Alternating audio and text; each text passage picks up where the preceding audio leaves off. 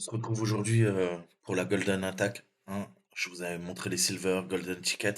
On avait vu pas mal d'attaques. On revoit les techniques qui sont utilisées en red teaming, qui sont utilisées également pour faire des APT. Alors, là, je suis sur mon serveur Windows 2019. Bien sûr, hein, je me désengage de tout ce que vous pourriez faire dans la nature. Je vous apprends ça, puisque c'est ce qu'on vous demandera typiquement dans les certifications OSCP. Et bah voilà, c'est des techniques à maîtriser. Ça va vous donner un accès pendant 5 ans au sein de l'Active Directory euh, bah, du client que vous allez pen tester. Hein, donc parfait pour faire des APT, utilisé bah, par les agences de renseignement naturellement. Qu'est-ce que vous croyez? Et voilà, c'est le top du top, c'est ce qu'on appelle un domaine persistance, hein. Donc c'est une attaque de persistance dans le domaine. On parle du contrôleur de domaine, vous l'avez compris au sein d'un environnement Active Directory dans une entreprise. Et cette attaque s'appelle l'attaque du certificat d'or. Alors, on va forger un certificat qui va nous donner tous les droits. Donc, petite intro. Euh, donc, les analystes de la sécurité hein, doivent connaître, je vous le disais, hein, parfaitement l'Active Directory et comprendre tous ces concepts, hein, à la fois aussi pour faire du pen test. Comment fonctionnent les tickets, comment fonctionne Kerberos, quels sont les mécanismes d'authentification dans l'Active Directory qu'on appelle AD.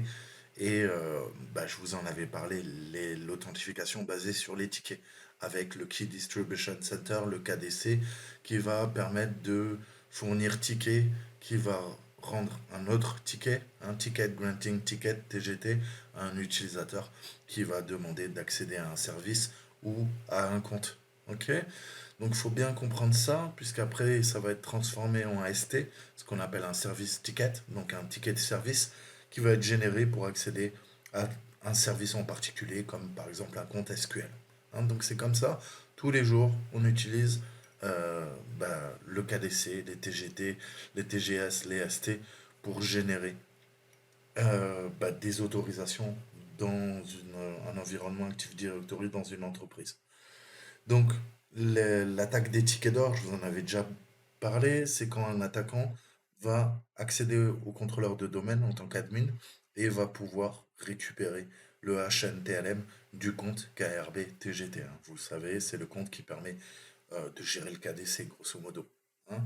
Donc, au niveau de la persistance du domaine, c'est nécessaire, hein, puisque bah, imaginons qu'un analyste se rende compte d'un événement et que quoi, dans l'événement, on lui a dit ah, bah, tu sais, le mot de passe administrateur, il a changé là, tu sais, à 2 heures du matin, dans la nuit, du vendredi au samedi, tu sais, quand il y avait personne dans l'entreprise.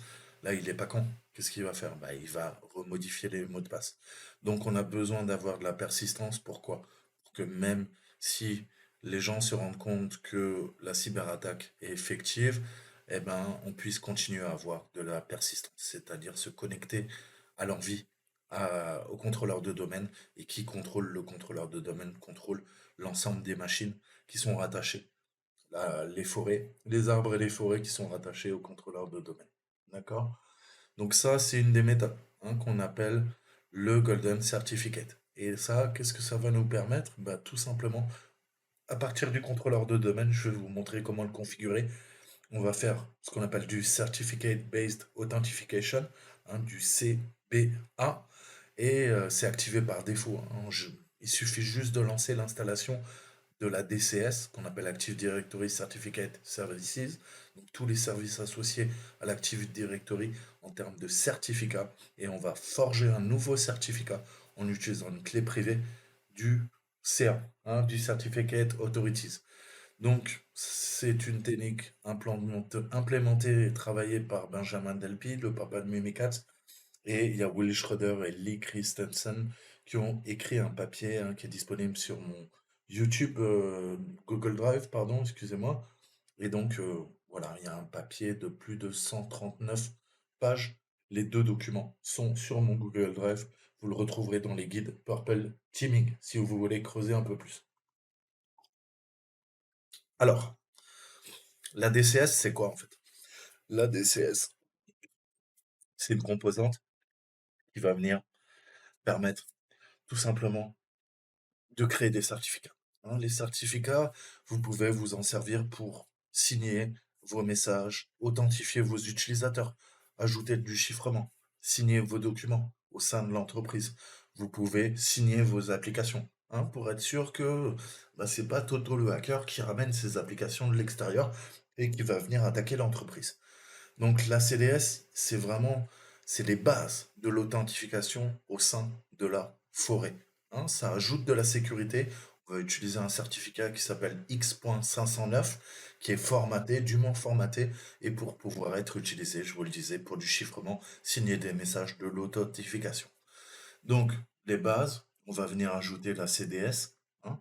On va ajouter des rôles et vous allez voir, on va faire ça ensemble, que vous puissiez vous entraîner, puisque on vous demandera des attaques de Golden Certificate.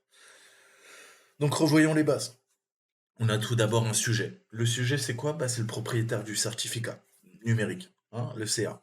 Ensuite, on a la clé publique. La clé publique, elle est associée au sujet. Il y a une clé privée, hein, qui est stockée séparément. Donc, si on parle de clé publique, clé privée, vous le savez, on parle de chiffrement asymétrique. D'accord? Asymétrique, puisqu'on a une clé publique qu'on peut partager avec tout le monde et une clé privée que je garde que moi ou que je garde via mon KDC. Ok. Et surtout, je la partage avec personne. Sinon, ça craint. D'accord? Ensuite, on a le not before, not after date, hein. Donc, typiquement, les dates en termes d'horodatage, temps valide pour le certificat, hein. Dans combien de temps va être comment dire, périmé le certificat, pour combien de temps le certificat est échu, hein. Généralement, c'est 5 ans. Donc c'est ça, ça va vous donner un accès, une porte dérobée pendant 5 ans dans l'entreprise, hein. Toto de l'extérieur à 4000 km va commencer à attaquer quoi?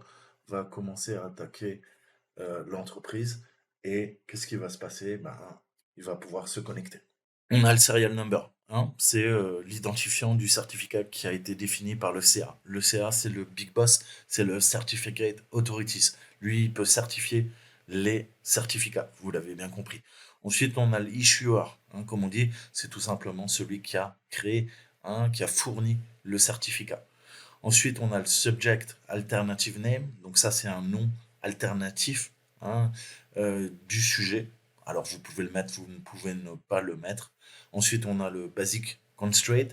Alors ça, c'est au niveau du certificat, hein, du CA. Grosso modo, c'est l'entité finale, hein, et éventuellement s'il y a des contraintes au niveau de l'utilisation du certificat. Donc ce principe de single constraint, basic constraint, vous le retrouverez, hein, c'est des notions en Active Directory. Je ne vais pas développer. Je vous mettrai des ressources si vous voulez creuser. Ensuite, on a les EKU au pluriel, parce qu'on parle d'Extended Key Usage. Alors, c'est des objets identifiers qu'on appelle OID, Object Identifier, et ça décrit la façon dont le certificat va être utilisé, hein. En termes de jargon Microsoft, on parle de EKU. EKU, pourquoi? Parce qu'on parle de Hence Key Usage. Donc, utilisation de clés améliorées, hein, ou Extended Key Usage, hein. On a deux terminologies. Ensuite, on a la signature, hein, en termes d'algorithme. Quel algorithme va être utilisé pour signer le certificat? Et la signature. La signature, comme son nom l'indique, c'est la signature du certificat. C'est dans son corps, en fait, on a toutes les informations concernant ce qu'on a vu, l'issuer, c'est-à-dire la personne qui a généré le certificat. Par exemple, on aura le CA et on aura également la clé privée qui a été utilisée, hein, voilà. Donc, bien comprendre, le CA, c'est le Certificate Authorities, hein. Les autorités de certification, sont tout simplement responsables de fournir des certificats. Donc là, on va installer ADCS sur un Windows Server et vous allez voir que le premier truc qu'on va faire, on va demander au CA de créer une paire de clés. Cette paire, vous l'avez compris, c'est la clé publique, la clé privée, et on va lui demander de signer automatiquement avec le root CA, hein. À partir du root CA, je vais dériver clé privée, clé publique, d'accord? Et c'est la clé privée la plus sensible, hein. Donc au niveau de l'autre, on va pouvoir l'ajouter. Et l'autre, qu'est-ce qu'il va dire? Il va dire, écoutez, regardez, je suis allé voir le root CA, il m'a généré une clé, Et avec cette clé, en fait, j'ai mon certificat qui prouve que je fais bien partie du trust domain, hein, du domaine de confiance. Je deviens de facto un trust system, hein, c'est-à-dire qu'on me fait confiance, je fais partie de l'entreprise. Je suis Toto le hacker, je suis à 7 000 km en train de pirater l'entreprise. Mon ordinateur est intégré au sein de la forêt de l'entreprise grâce au contrôleur de domaine. Incroyable, hein. Mais à partir de là, vous imaginez les possibilités en termes de pivot, en termes de persistance, en termes de post-exploitation. Pourquoi? Parce qu'à partir du moment où mon ordinateur, on lui fait confiance, eh ben, peut-être que les sondes réseau, peut-être que les systèmes de défense, peut-être que les antivirus vont être plus laxistes, parce que je suis plus Toto-hacker, hein, qui est en train d'attaquer de l'extérieur de l'entreprise, je suis à l'intérieur, hein. C'était comme si j'étais dans les bureaux de l'entreprise et la nuit, quand personne n'était là, je lance ma cyberattaque, discrètement, furtivement. Alors, le principe de certificat. La DCS, hein, donc je vous ai dit, c'est on va créer, on va se monter ça, hein, je termine avec la théorie que vous compreniez quand même, et on va se faire ça. Donc on va monter la DCS, hein, c'est une spécification qu'on va venir configurer sur mon serveur. Ensuite, on va générer la clé publique-privée, hein. Elle fonctionne par paire, comme je vous le disais. Le client va placer la clé publique au niveau du CSR. Le CSR, c'est le Certificate Signing Request, donc la requête de signature du certificat, qui va inclure tous les détails, hein, au niveau du sujet, comme je vous le disais, du certificat. Et on va utiliser un template, hein, avec un nom de certificat. Là, c'est moi qui contrôle tout. Je vais forger justement le certificat d'or. Et ensuite, le client, il va signer le CSR en utilisant la clé privée, hein. Il va envoyer le CSR au serveur CA que vous avez sous les yeux d'entreprise. Et le CA va vérifier la requête, hein, au niveau du certificat et donner l'ensemble des droits pendant 5 ans au client. Mais le client, vous l'avez compris, ça peut être quoi? Ça peut être un compte utilisateur, ça peut être un compte machine, ça peut être un compte de service, hein. On a accès à tout à la fois. Donc c'est extrêmement violent, puisque qu'est-ce qui va se passer? Une fois que l'attaque est lancée, vous ne pouvez plus révoquer le certificat. Il faut désinstaller, réinstaller le contrôleur de domaine, c'est-à-dire que la partie défensive aura beau changer les mots de passe des utilisateurs, vous, vous pourrez toujours avoir l'accès et l'attaque est extrêmement dure à endiguer. Une fois qu'elle est lancée, le cheval de Troie est dans la place euh, et il n'y a que le pire qui puisse se passer. Alors, ensuite, phase finale, ce certificat gentiment donné par le root CA, eh ben, on va le signer en utilisant notre propre clé privée, hein. Donc vous voyez, clé publique, on échange et il faut 2 clés. Moi, je vais signer avec ma clé, mais avant de pouvoir signer avec ma clé, il faut que le root CA signe avec sa clé privée, hein. Une fois que c'est fait, on peut forger notre certificat. Donc, on va utiliser un standard qui s'appelle le PKCS-12, hein. C'est les extensions P12, hein, que vous retrouverez. On a 3 grosses extensions au niveau des certificats, hein. Donc, c'est un format binaire qui permet de sauvegarder le certificat du serveur ou n'importe quel certificat intermédiaire. Et grâce à la clé privée, on va pouvoir chiffrer un fichier, hein. On va l'exporter en utilisant l'utilisateur MSC que vous avez sous Windows et il arrive au format P12, hein. Ensuite, on a le PFX. Le PFX, c'est comme le P12, mais c'est un autre format qui diffère un petit peu. Le PFX a été développé par Microsoft, le P12 par Netscape. Donc, début des années 90, Netscape, le navigateur web le plus utilisé au monde, hein, bien avant tous les navigateurs que vous avez pu connaître. Donc, par souci de compatibilité, on va convertir le P12 en format PFX. Et enfin, il y a le final, c'est là qu'on va dériver, hein. Vous allez voir, on va utiliser 2 clés. Et ces 2 clés, c'est quoi? Ben, c'est le certificat avec la clé privée et on va la fusionner, encoder ça en base 64 et ça nous donne notre PEM. Le PEM est omniprésent, c'est un format que vous voyez tout le temps. Vous n'avez qu'à quoi? Aller dans n'importe quel navigateur. Qu'est-ce que vous allez faire? Vous allez aller dans paramètres, j'ai privé, et là, qu'est-ce qu'on a? Certificat. Afficher les certificats. Hmm. importer, importer au format CRT, CERT, PEN. Eh ben ouais. Tous les certificats que vous avez là, c'est quoi? Bah, c'est des PEN. OK? C'est les fameux CA. CA, c'est aussi des routes CA. OK? Donc, vous voyez qu'on ne l'utilise pas que dans l'Active Directory, on l'active c'est ce qui permet de faire fonctionner Internet. C'est ce qui permet de dire à ton navigateur, ouais, ouais, t'inquiète pas, tu es bien en train de te connecter au serveur que le serveur prétend être et que t'es pas en train de te connecter au serveur au fin fond d'un garage de Toto le hacker qui te redirige et qui fait une attaque de phishing et qui a bidouillé les certificats, qui les a signés lui-même. Ben, c'est exactement ce qu'on va faire. On va signer nous-mêmes nos propres certificats pour se faire passer pour des gentils, alors qu'on sera en train de pirater la machine. Donc je regarde, qu'est-ce qu'il me dit? Exactement ce que je vous dis.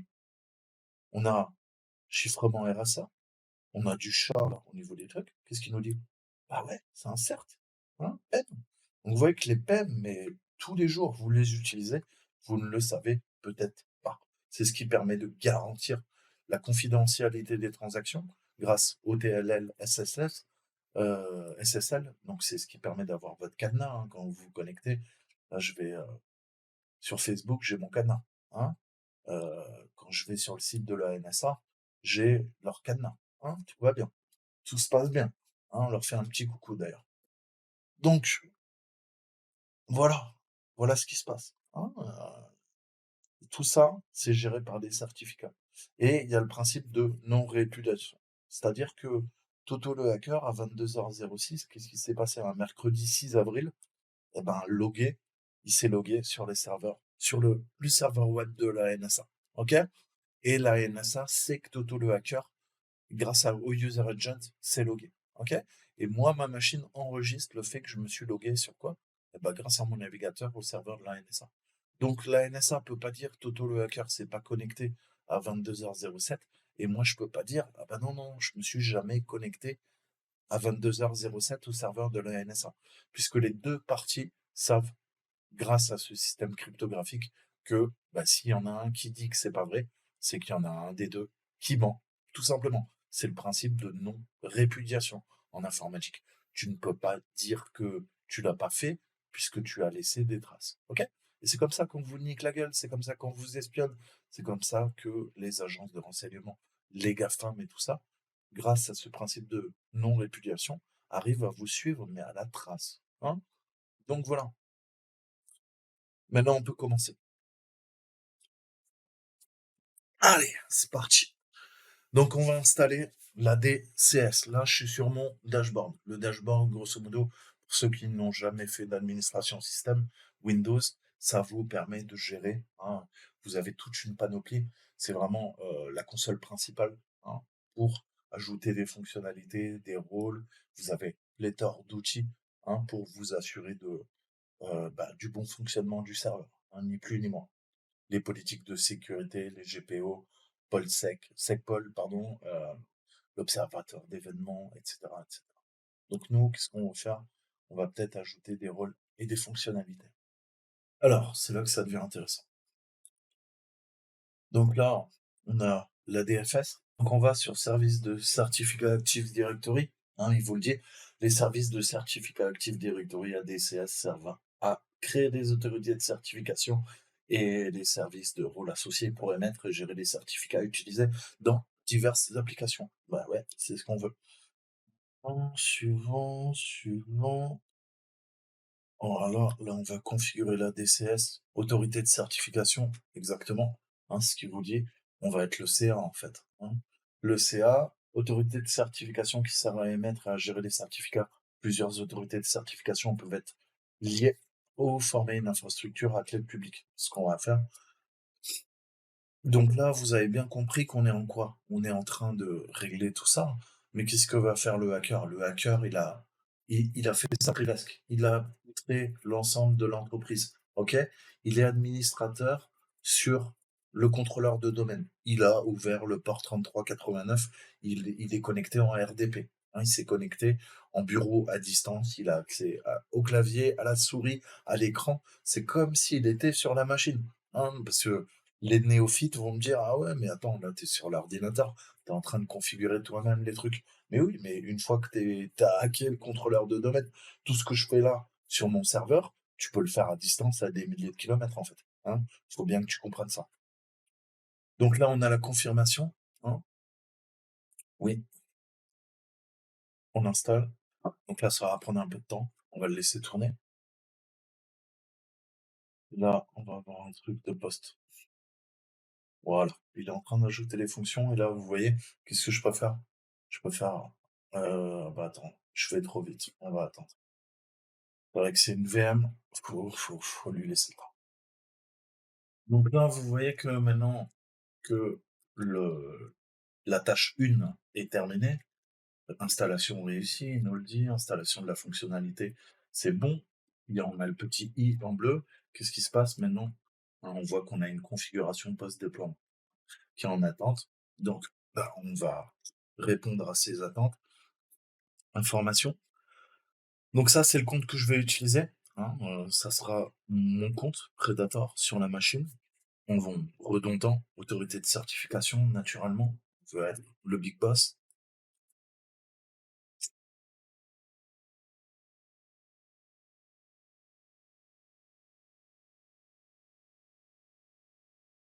Alors, autonome ou entreprise? À vous de voir. Donc nous, ce qu'on fera, hein, là vous voyez que c'est grisé parce que j'ai pas installé de contrôleur de domaine, euh, donc ça sera en autonome, hein, mais vous avez bien compris que le fonctionnement est le même. J'allais pas monter tout un contrôleur de domaine pour ça, ok?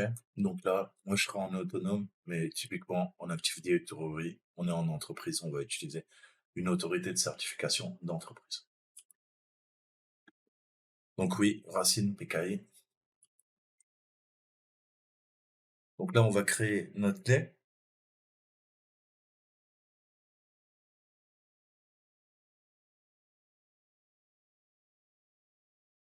Chiffrement, longueur de la clé. Alors, typiquement, on utilisera du 4096. Hein. Pour cet exemple, je suis resté en 2048. Alors, nom commun. Ça, c'est le common name. Hein. C'est important. Ça nous servira plus tard. Voilà. Si vous galérez, on va se l'enregistrer sur le bureau.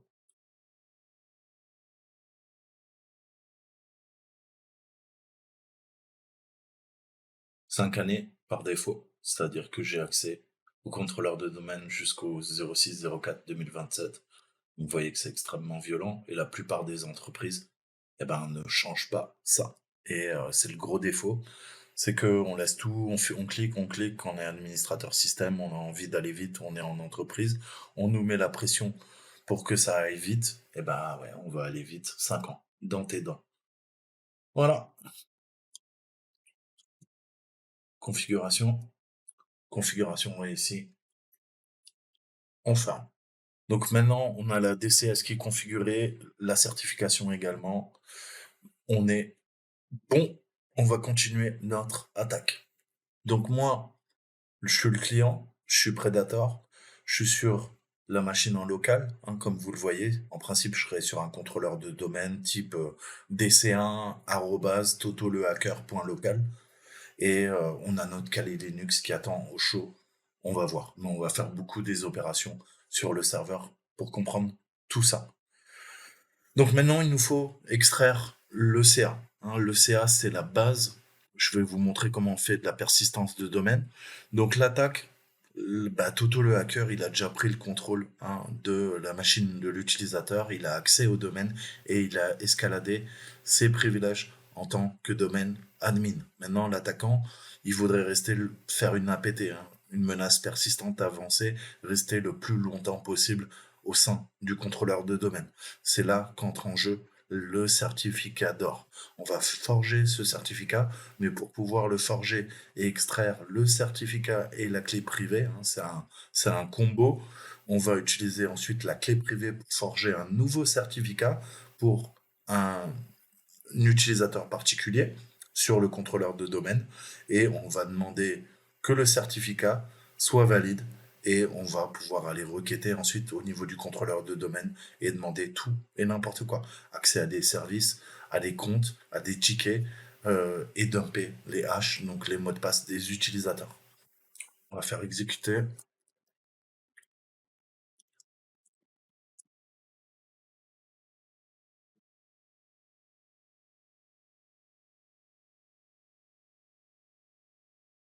Voilà. On arrive sur CERT, serveur, qui est l'autorité de certification locale. Ok, donc là, on voit notre autorité de certification. À partir de là, on va lui demander de faire une sauvegarde. Clic droit.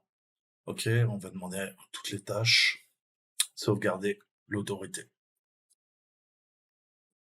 Suivant.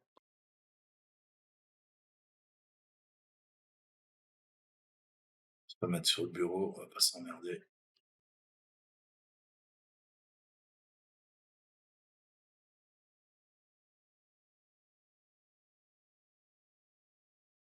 Alors, en principe, naturellement, hein, pour empêcher que la partie défensive puisse quoi bidouiller à partir de votre quoi eh ben, de votre certification, vous allez mettre un mot de passe. Là, moi, je ne veux pas m'emmerder, on fait un test, ça sera vide. D'accord? Donc là, on vient de sauvegarder, on est bon.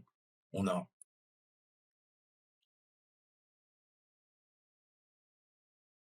notre, comment il l'appelle? Échange d'informations personnelles. Hein. Donc là, c'est cool. On a fait une sauvegarde, on est bien. Donc maintenant, il faut qu'on forge un stack pour pouvoir l'utiliser dans Mimikatz, dans Rubeus, dans plein d'outils qui vont nous permettre de performer, d'attaquer, de faire notre pivotement latéral, notre persistance, notre post-exploitation. Donc si vous regardez bien, vous voyez l'extension .p12. Hein, c'est ce que je vous disais, c'est au format P12. Donc c'est l'équivalent du PFX, hein, un autre format, mais il faut qu'on convertisse, hein, parce que des fois ça peut introduire des erreurs. Dans ce cas-là, on va se servir d'OpenSSL et on va convertir notre fichier P12 à la bonne extension. On va faire double extension, deux étapes. D'abord on le passe en PFX et après on va le passer en PEN. Ah, il est tout en bas, putain, je suis un voir. Donc, on va générer OpenSSL. Je lui demande au format PKCS pardon, 12. Alors, en entrée, in, on a notre certificat.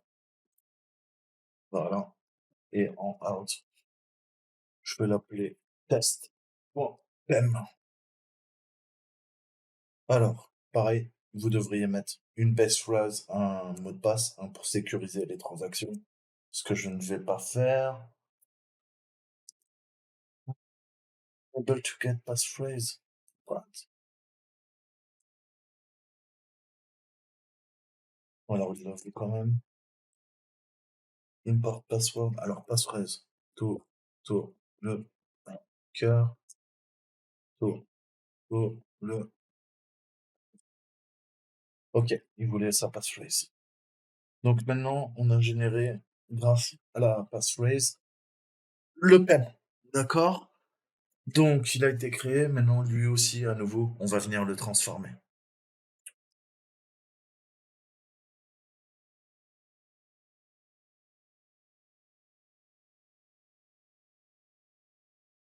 Donc, maintenant qu'on a le PEM, il nous faut quoi? Il nous faut le PFX. Hein, vous voyez qu'on fait deux étapes de transformation.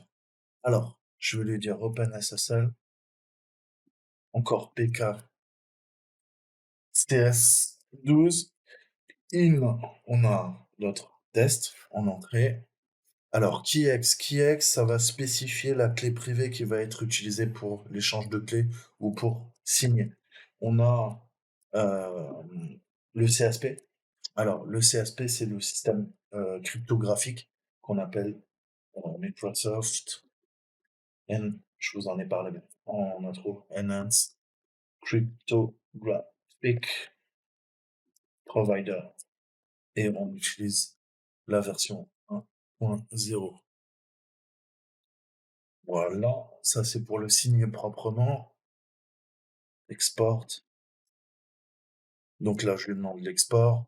Donc le CSP, c'est le service, le fournisseur de services cryptographiques au sein de Microsoft. On a un standard qui s'appelle Microsoft CSP. Je vous mettrai en description de la lecture si vous voulez creuser le sujet. Donc le but, c'est d'exporter notre PEM en PFX. Donc le out, je vais cette fois-ci, je veux test.pfx. Tout le hacker. Export password, je vais en mettre aucun. Utiliser un petit programme maison pour faire l'attaque.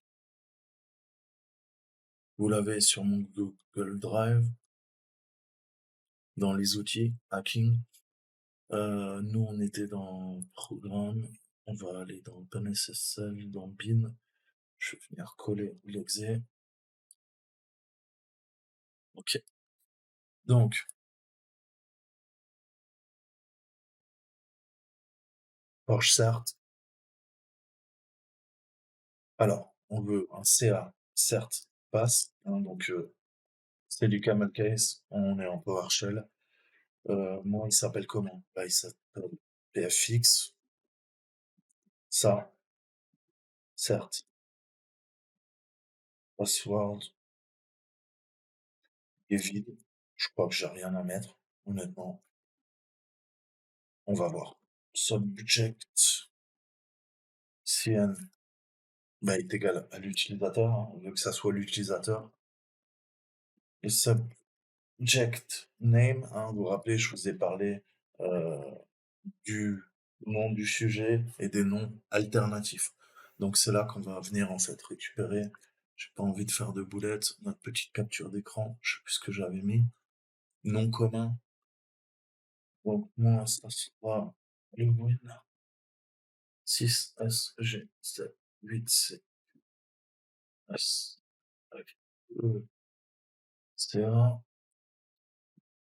On va lui donner un new cert pass, nouveau chemin de certification. Alors, je vais l'appeler admin.pfx pour différencier. Et un new cert password. On va avoir un nouveau mot de passe. Je vais réutiliser tout le hacker. Je vais pas prendre le hacker. Alors, bien sûr, naturellement, vous allez prendre quelque chose d'extrêmement complexe. Ok? C'est la sécurité des opérations de votre cyberattaque qui en dépend.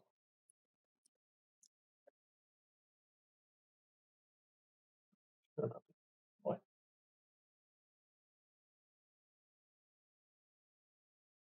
Voilà.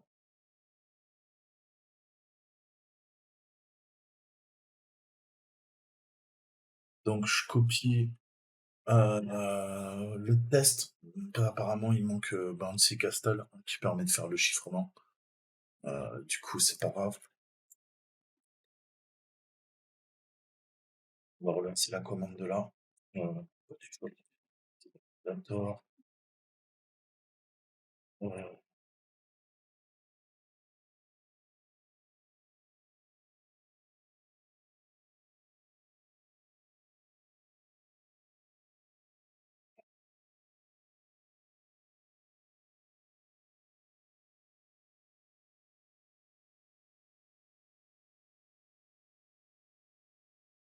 Cassette password, bah, je vais te le faire sauter le cassette password, y a pas de souci, Coco.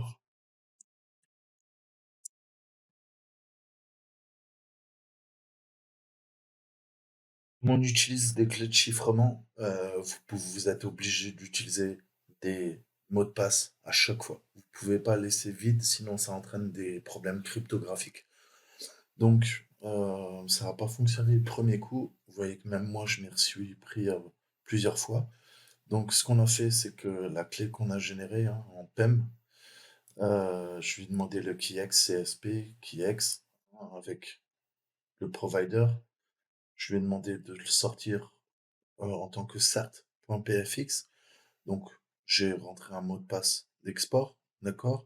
Donc, encore une fois, faites coïncider les mots de passe que vous utilisez avec les passphrase, notez-les bien. À chaque fois, il va vous les demander. On va passer du une étape à une autre. D'accord? Donc, on a récupéré le certificat qu'on a extrait de la base de données. D'accord? C'était au format P12. On a lancé OpenSSL pour avoir un fichier PEM.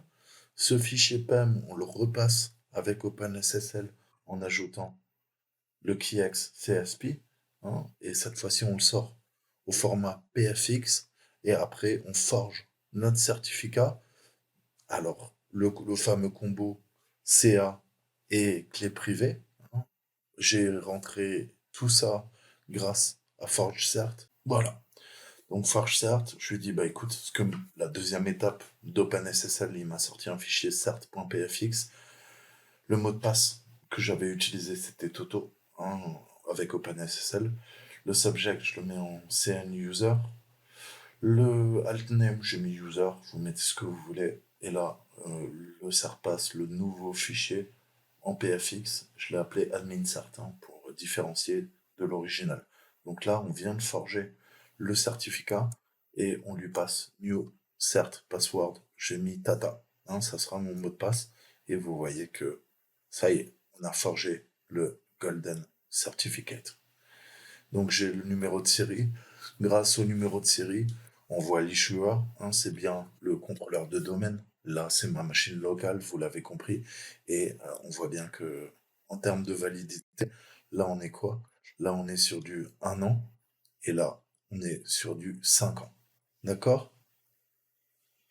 Donc voilà, on a notre Golden Certificate d'1 an et avec le CA Certificate, il est valable 5 ans. Donc tu as compris que eh ben, pendant 5 ans, je vais pouvoir générer autant de certificats que je veux qui durent 1 an.